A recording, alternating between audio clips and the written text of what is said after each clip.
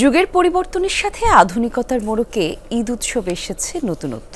৯০ দশকের আয়োজনে যে বৈচিত্র্য ছিল তা একেবারেই হারিয়ে ফেলেছে বর্তমান প্রজন্ম। ঈদকে ঘিরে উৎসব আমেজ এবং সরলতার আনুষ্ঠানিকতা এখন শুধুই মুঠোফোনে বা ঘরবন্দি।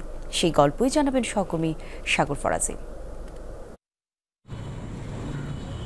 মাইশা, রাফসান ও সাবিরা তিন ভাই বোন ঈদ আনন্দে যেখানে হাতে থাকার কথা টমটম, রঙিন বেলুন, ময়ূরের গাড়ি সহ খেলনা সামগ্রী, সেখানে মুঠোফোনে কার্টুন দেখায় মশগুল তারা।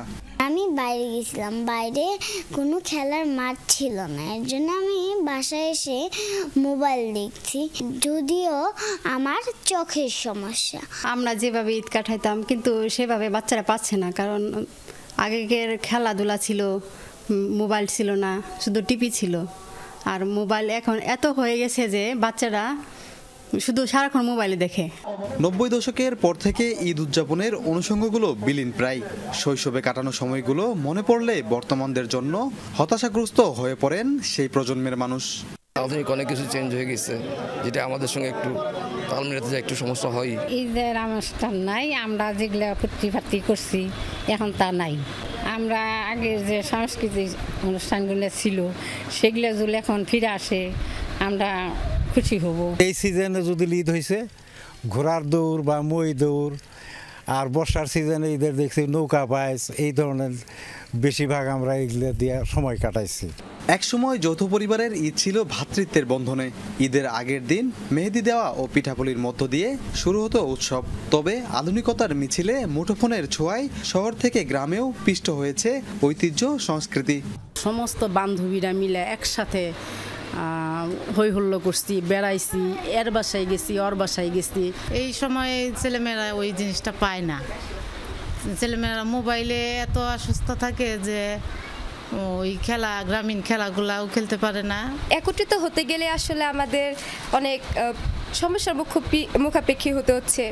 একবিংশ শতাব্দীতে মোস্তফা নামের ভিডিও গেমস থেকে ভাইস সিটি গেমসে প্রবেশের মাধ্যমে ভুলতে শুরু করে গ্রামীণ ঐতিহ্য।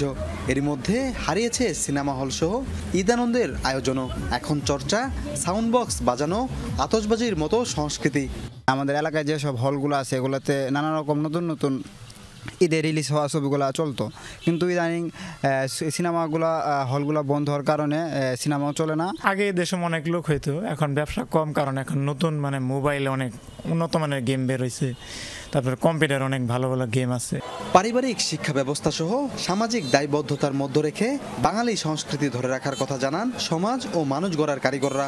সরকার প্রধান থেকে শুরু করে সমাজপতি এবং আমরা যারা সিভিল সোসাইটি হিসেবে কথা বলি, তাদেরও উচিত আমাদের ইতিহাস ঐতিহ্যগুলো এই প্রজন্মের কাছে তুলে ধরা। সম্প্রীতির বন্ধন, আন্তরিকতা সৃষ্টির এই কাজগুলো যদি আমরা করি তাহলে আমাদের সামনের ঈদের আনন্দ আমরা ভোগ করতে পারবো এবং মানুষের প্রতি মানুষের যে ভালোবাসা, মমত্ববোধ, এটা তৈরি করতে পারবো আমরা।